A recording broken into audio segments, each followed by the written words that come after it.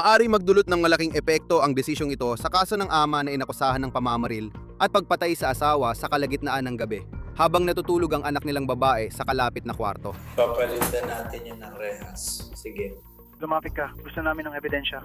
Ano yan? Pakiyon po para sa akin, sir. Sinasabi ni Caleb Flynn na may pumasok sa bahay nila sa kalagitnaan ng gabi at binaril at pinatay ang babaeng minsan niyang pinuri nung siya ay kalahok sa American Idol. Mayroong pumasok sa bahay ko. Mayroong pumasok sa bahay ko at binaril ang asawa ko. Ang desisyon na ginawa ng hukom sa kasong ito at may kinalaman ito sa mga batang anak na babae ng mag-asawa at kung ano ang maaring mangyari sa inaasang magiging nakakagulat at emosyonal na paglilitis. Totoo kami sa kasong inilahad ng Law and Crime. Ako si Chris Stewart.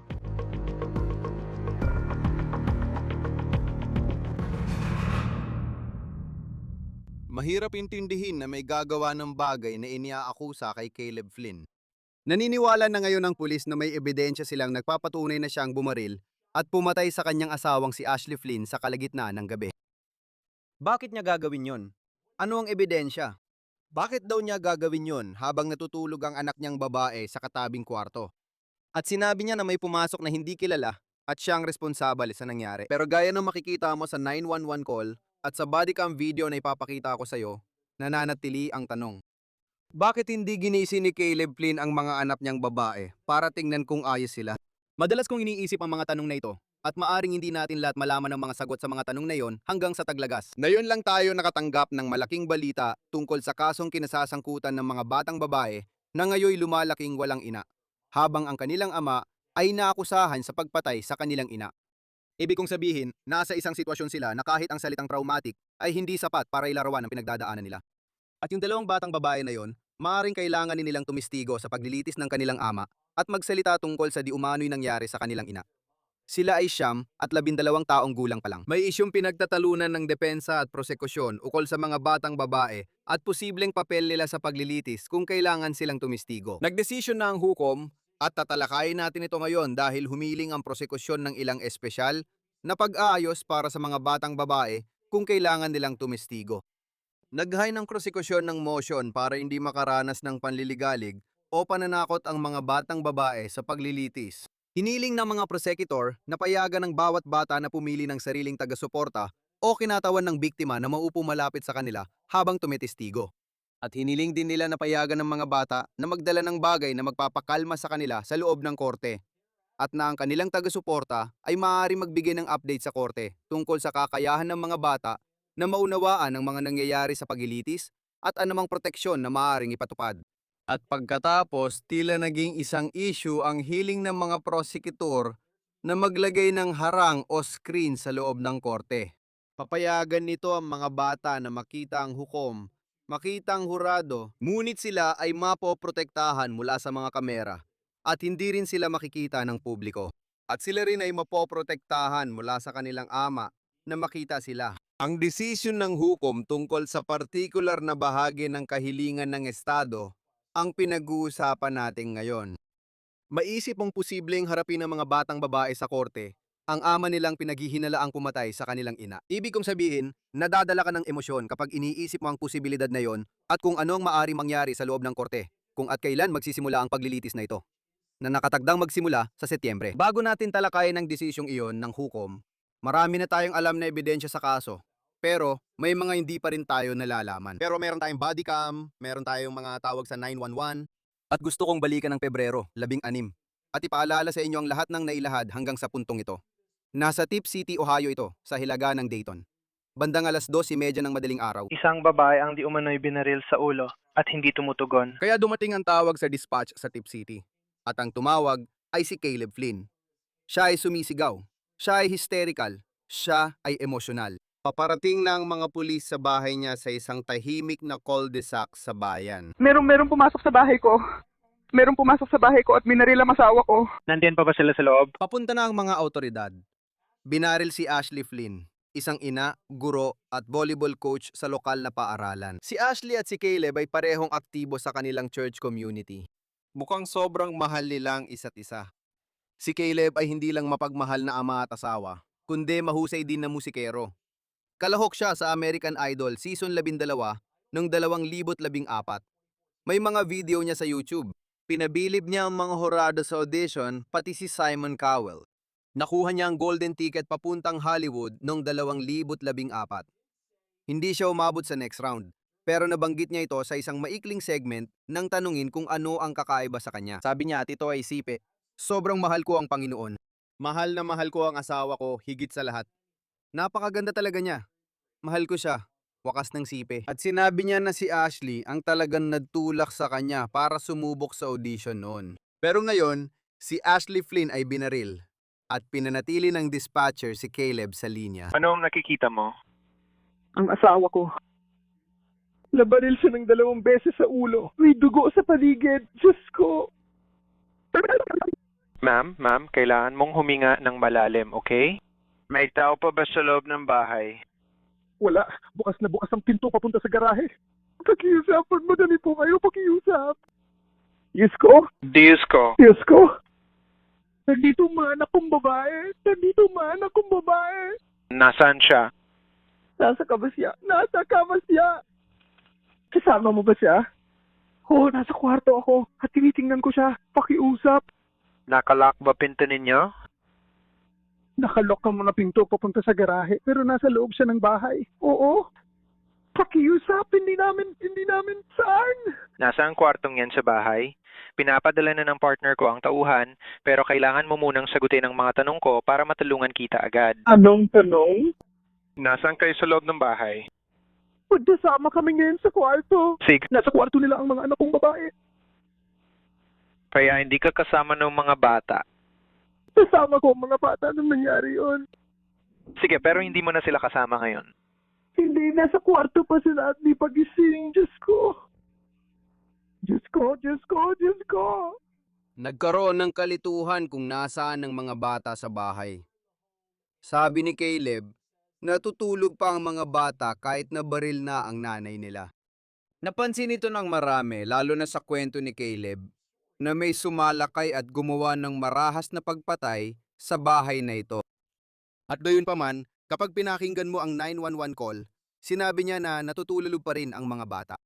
Ngayon, ito ang sinabi niya tungkol sa kung saan umano matatagpuan si Ashley Flynn sa bahay. Sabi niya, patay na siya.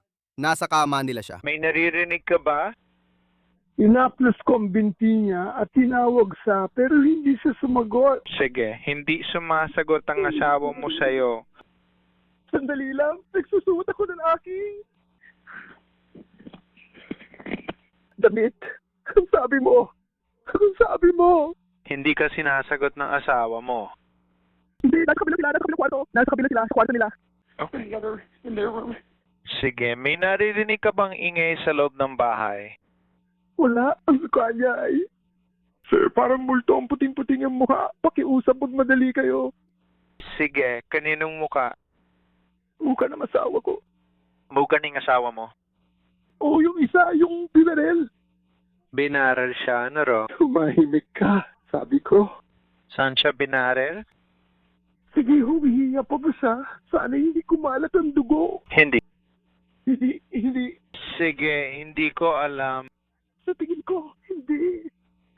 Ashley, baby, please. Diyos ko, wala, hindi siya. Sige, di siya sumasagot sa'yo. Hindi. Ngayon, naniniwala na ang pulis sa naririnig mo. Ipapakita ko na rin ang video mula sa bodycam. Ayon sa ebidensya nila, naniniwala silang palabas lang ito. Ito ang sinabi ni Caleb tungkol sa asawa at mga anak niya sa 911 call na yon. Anong gagawin ko? Anong gagawin ko? Humihinga pa ba siya? Sa tingin ko hindi. Sobrang dami. Sige. Siege! Kung komportable ka, gusto kong kumuha ka ng tela at gusto kong takpan mo ng tela ang sugat mula sa bala. Okay? Parang tuwayo. Parang tuwalya, pero wag idiin. Ilagay mo lang sa dumudugong sugat, okay? Sig? Diyos ko. Oh, Minga ka lang na malalim para sa akin, ha? Sig. Kunin mo lang ang tela na yon at gusto ko ilagay mo yan sa sugat, pero wag mong idiin ng direkta, ha? Papunta na sila sa'yo ng mabilis hanggat kaya nila. Sige? Itinatom ko lang sa ulo niya. Sige. Nasaan ang mga bata? Ayos lang ba sila? Nasilip mo na ba sila? Oo, hindi ko pa nasisilip.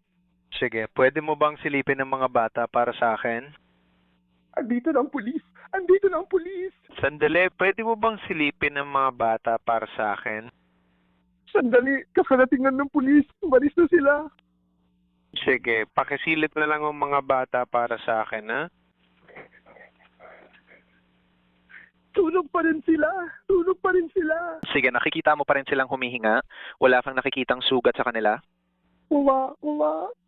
Kakaratingan ng mga pulis. Sir! Andito na ang mga pulis. Gusto kong... Sige, buksan mo ang pinto para makapasok siya. Sige, tumatakbo siya. Papunta siya sa akin. Sir, pakiusap. Sir, ano? Hindi ko alam. Bukas ang pinto ng garahe. Ako, asawa niya. Ang kanyang lister. Ako ba ang kanya? Hindi. Sa tingin ko hindi. Ngayon, bito na dumating ang mga pulis sa bahay. At bito nating maipapakita ang bodycam video at makikita mo na kung ano ang nakita ng mga pulis sa loob ng bahay.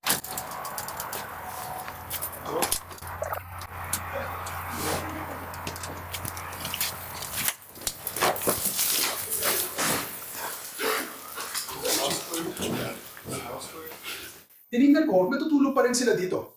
Wala nang iba. Nasa kwarto ako, tulog pa rin sila. Sige, nasilip mo na ba? Nasilip mo na ba sila? The 911 voice. Kung hindi ka lalabas na yon, walang papasok dito. Yun lang. Sa bawat pagkakataon. See? Yosko. Diyos ko.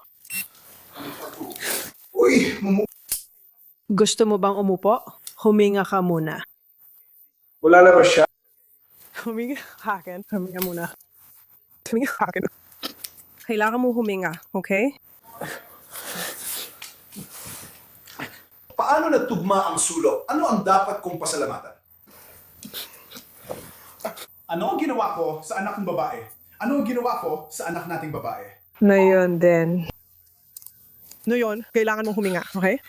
Kaya ito ang loob ng bahay at ito ay visual na niredap sa bodycam na natanggap natin mula sa pulisya sa Tip City, Ohio. Mawawala ang audio kapag mukhang sumasagot si Caleb sa mga tanong tungkol sa kung ano talaga ang nangyari sa loob ng bahay. Sinabi ni Caleb sa mga investigador na may mga baril siya sa bahay at may nakatagong handgun sa center console ng sasakyan niya. Parating ang tropa, hindi pa sila ligtas o nababastos. Oo, isang tao lang. Bukas ang pintong yun doon.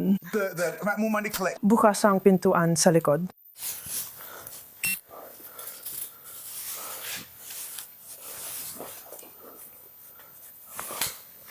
Pupunta ba yun sa labas? Kasi hindi ko makita. Closet ba yun?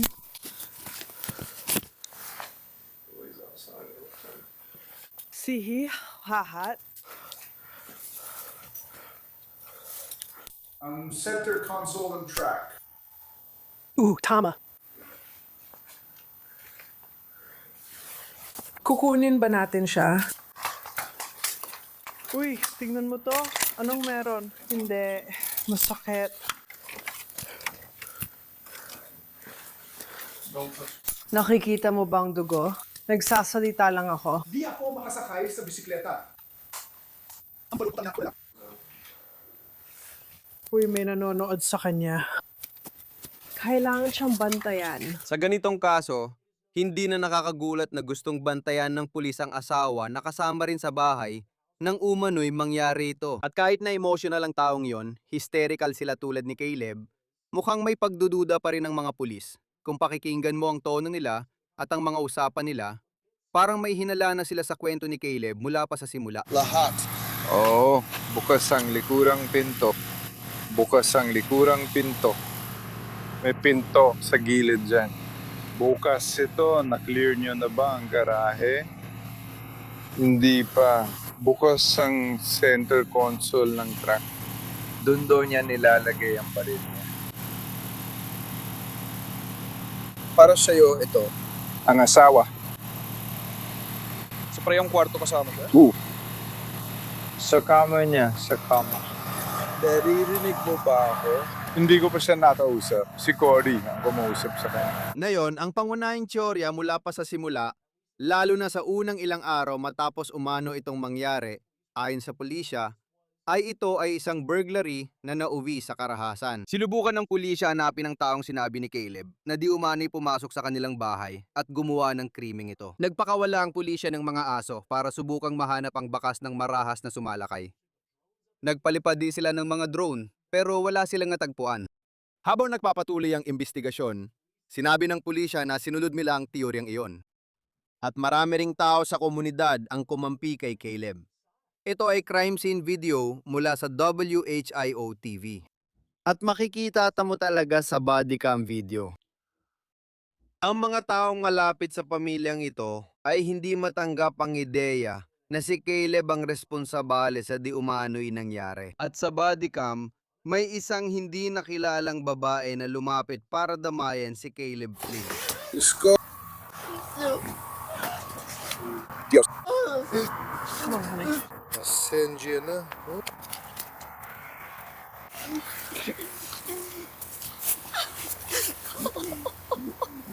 Hindi.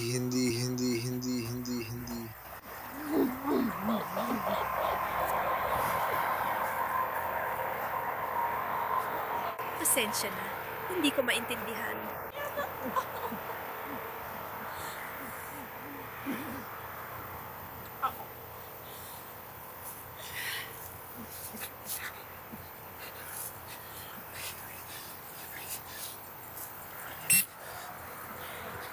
Kailangan mo ba ng mga paramedic para matingnan ka? Hindi ka namin marinig. Oo. Mga pare, welcome. Tingnan nyo siya. Ang mga pulis hindi alam, ang mga batang babae ay natutulog. Hindi ko alam ang gagawin ko. Hindi ko alam ang gagawin ko. Hindi ko alam ang gagawin ko. Hindi ko alam ang gagawin ko. Kaunti. Nasa pagkabigla pa ako. Pagkaraan ng ilang araw mula sa nangyari kay Ashley Flynn at pagka-aresto ni Caleb, may isang lalaki na kasama niya. Parang nasa lobby o waiting area sila ng istasyon ng pulis. Gusto kong pakinggan mo ang kasama ni Caleb Flynn nang arestuin siya ng pulis at balak kasuhan ng murder. Papalitan natin yan. Sige. Lumapit ka. Gusto namin ng ebidensya. Ano yan? Buksan mo para sa akin, sir. Sa ngayon, wala pang opisyal na motibo na inilabas ng mga autoridad kung bakit umano ginawa ito ni Caleb Flynn. Maraming chismis sa social media, kaya lilinawin ko lang ang totoong detalye. Yung naipresenta sa korte at inilabas ng mga autoridad tungkol sa kasong ito. Sa ngayon, wala pa tayong opisyal na impormasyon kung ano ang sinasabing motibo. Pasensya na po at dito pa tayo nagkakilala sa ganitong sitwasyon, sir. Willet, tawagin mo na lang akong Will. Ano nga pangalan mo, sir?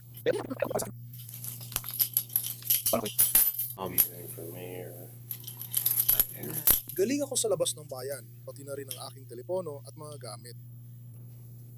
Susubukan kong ayusin ang lahat gamit yon. At alam mo, titingnan namin kung ano ang magagawa namin tungkol dito para may balik agad sa'yo. Oo. Pero sa kasama mong palad, sa ganitong sitwasyon, karaniwan na talaga sa amin na kolektain ang lahat. Lalabas muna ako dahil may ginagawa ka pa sa kanya. Kung kailangan mo ako, sabihin mo lang, oo. Sige, oo, ayos na, handa na. Medyo simple lang ang proseso, kaya sigurado ako, Detective Morgan. Ito, Oh, may nakuha na ako. Salamat. Sinabi ko na sa'yo, para sa touch DNA, kung may naiiwan na ebidensya sa bahay, ito ang magtatanggal sa'yo bilang suspect. Kumbaga, kapag nakita ng crime lab, masasabi nila kung tugma ito sa may-ari ng bahay o hindi. O hindi to tugma. Ngayon, may isa pa tayong profile. Kailangan natin alamin kung sino yon. Kaya ako ano ang mga ito. Napakasimple nito. Malinis at bago ang packaging. Kaya basta ibuka mo ang bibig mo, ilalagay ko at iikot lang sa pisingi mo ng ilang beses. Ngayon, ito ang video ni Caleb Flynn na kusang nagbibigay ng kanyang DNA sa pulis. Muli, marami pa rin tayong hindi alam sa kasong ito. Pero sinasabi ng mga piskal na ang pag-iyak, ang panginginig, at ang kwento ng isang marahas na nanghimasok na pumatay sa isang mahalagang miyembro ng komunidad na ito ay pawang palabas lang. Namatay si Ashley noong Pebrero. Pagkaraan ng ilang buwan, noong Abril, kinasuhan si Flynn ng grand jury ng halos 12 kaso, kaugnay sa umano'y pagpatay sa kanyang asawa. Nagpasok ng not guilty plea si Flynn sa 11 kasong kinakaharap niya ngayon. Itinakda ang piyansa niya sa 3.5 milyong dolyar. Si Caleb ay inaakusahan ng aggravated murder at 3 bilang ng murder sa pagkamatay ni Ashley. Naharap din siya sa 2 bilang ng felonious assault, 3 bilang ng pakikialam sa ebidensya at 2 bilang ng pananakot sa abogado, biktima o saksi sa kasong kriminal. Hindi pa ibinubunyag kung sino ang tinakot umano ni Flynn ayon sa otoridad. Kalakip din ang mga firearm specification sa mga kasong murder. Sa pahayag ng mga otoridad sa Tip City, isinulat nila, quote, na kung mapapatunay ang nagkasala, si Flynn ay magsisilbi ng habambuhay na pagkakakulong na walang posibilidad ng parol. Gusto ko lang banggitin na umiiral pa rin ang parusang kamatayan sa estado ng Ohio. Ngunit wala pang naipapatupad mula noong 2018. Nailahad na ang mga ebidensya na inilabas sa publiko hanggang ngayon. Dinadala tayo nito sa desisyong kamakailan lang ginawa sa korte habang may mga pre-trial na aktibidad. Nakatakda sana magsimula ang paglilitis ngayong Mayo, pero nuurong ito sa Setyembre. At pag-usapan natin ang motion dito at ang decision na ginawa ng hukom kaugnay sa screen na gustong ilagay ng mga taga-usig sa loob ng korte upang maprotektahan ang mga bata mula sa posibleng napaka-traumatikong sitwasyon. Niripaso ng hukom ang argumento tungkol sa paglalagay ng screen na pipigil sa kanila makita ang kanilang ama. At tinanggihan ng hukom ang mosyong iyon. Ayon sa hukom, walang ebidensya, testimonya o natuklasan ng estado na sumusuporta sa paggamit ng proteksyon para sa mga batang saksi sa kasong ito. At binanggit din niya ang mga kaso na nagtatag na ito ay isang karapatan ng nasasakdal na makaharap ng harap-harapan ang mga saksi sa paglilitis. Sinabi rin niya na walang ebidensyang nagpapakita na ang pagtestigo sa harap ng nasasakdal ay magdudulot ng trauma, makapipinsala sa kakayahan ng bata na makipag-usap, o magiging sapat na dahilan para iwasan ang karaniwang paraan ng paghaharap. Kung kailangan tumistigo ng mga batang babae sa kasong ito, haharapin nila ang kanilang ama sa korte. Alam din natin na bibisita ang hurado sa bahay ng Flynn sa panahon ng paglilitis para makita ang lugar ng krimen. Ang huling pre-trial conference ni Flynn ay sa Agosto 25 at ang paglilitis niya ay magsisimula sa Setyembre 17. Iyan na po ang lahat para sa On The Case ng Law and Crime. Mag-subscribe sa YouTube at Spotify, mapapanood din kami sa Peacock. Ako si Chris Stewart, hanggang sa susunod.